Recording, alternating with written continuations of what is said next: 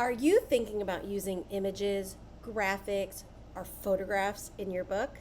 Let's make sure that they look super professional. Hi, my name is Jennifer Gregson. I'm a young adult author and professional formatter who is here to walk you through the steps of the self-publishing process. So you can use images in any book, but images work best in things like memoirs, where you want to show off your family or your memories.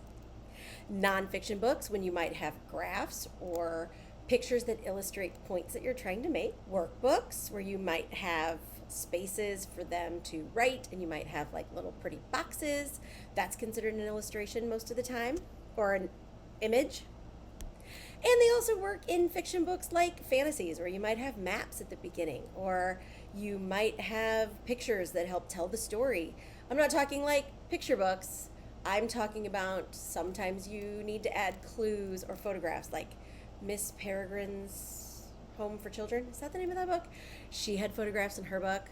That would be an image or a picture, right? So you want to make sure you have a high resolution image. So make sure that if you're getting them professionally made from somebody, that they give you a high res JPEG, TIFF, or PNG, that's TIFF, or PNG file, and make sure that it's a high resolution. And you want to make sure that you save it in a folder so you can find all of the pictures that you need when you start formatting. You don't want to just throw those into Google. You have to really set it up in a certain way when you're formatting your book. Formatting softwares usually make this pretty easy. You can say add image, you drop the file, you can they'll tell you if the resolution is not right. They will tell you if it's not going to print right. Most of them will give you a heads up that you're using the wrong file format or you're using the wrong resolution, which is nice because sometimes we don't know. I haven't really found in the software I use that there's a lot of difference between JPEG, PNG, and TIFF, but if you're using certain like graphics that you created in Canva versus photographs that maybe you scanned, you might need to do a little Googling to see what's going to work best depending on your file. What you don't want to do is paste in screenshots. They need to be high res, they need to be really good quality images. You don't just want to snap a picture with your phone and throw it into your document. That's not going to come out right. That's going to look grainy. That's going to look super unprofessional. That is going to look like slapdash thrown together.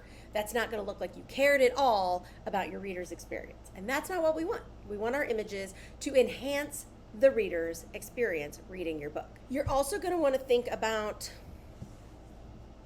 file compression sizes. Again, any kind of Adobe Acrobat or Canva will help you compress your files when you download them to keep the quality high, because if you have multiple images in your book, you want to be able to still have that book load quickly on somebody's Kindle or their iPad or their phone, wherever they're reading it.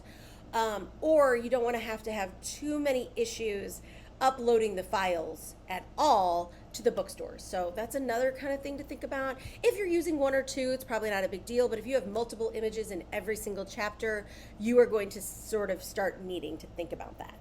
One of my other little tips is, if you create something in Canva, to download it with the background removed.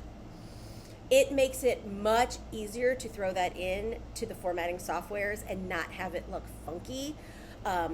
We played around with that in one of my clients, and when I did it without removing the background, you could see a shadow, really strange, but when I took the background out, shadow was gone. So you might need to play around a little bit. If you're doing it yourself, great. If you're sending it to a formatter, if they come back and say, hey, we need to do something different with your images, don't take offense, don't get upset.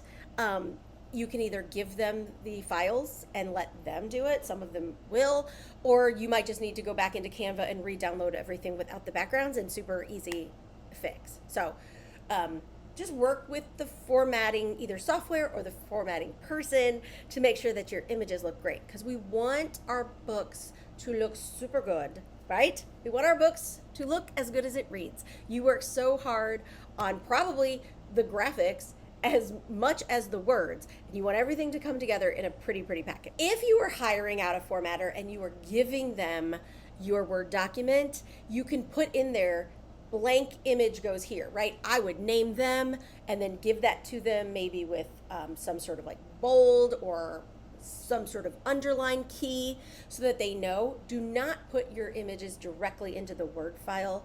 When they put that into their formatting software, that's going to mess everything up. So just put a little note about what image it is and then have that in a folder directly to give to them separate. So that's a little tip if you're using a formatter.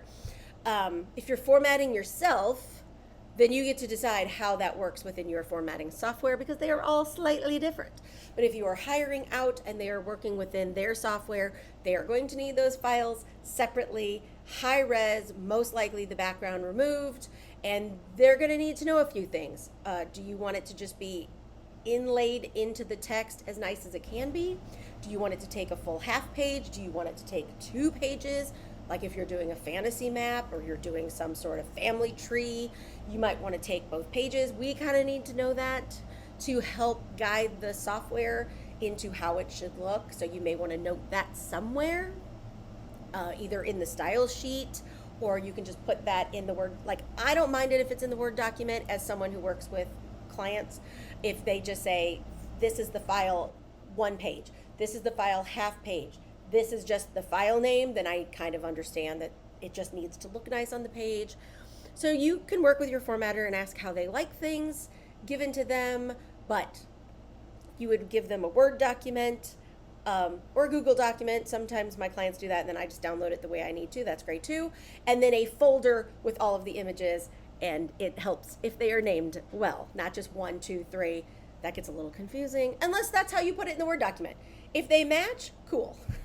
If you're watching this and you're getting ready to format your book and you're super confused, grab my free checklist down in the link in the description box below. It will walk you through all the things you need to think about, all the steps you need to take to either get your book ready to hire a formatter or to format yourself. I make videos every Friday, so let me know if there's any burning questions you have about formatting or self-publishing, and I will add them to my list. I will see you next week. Happy writing!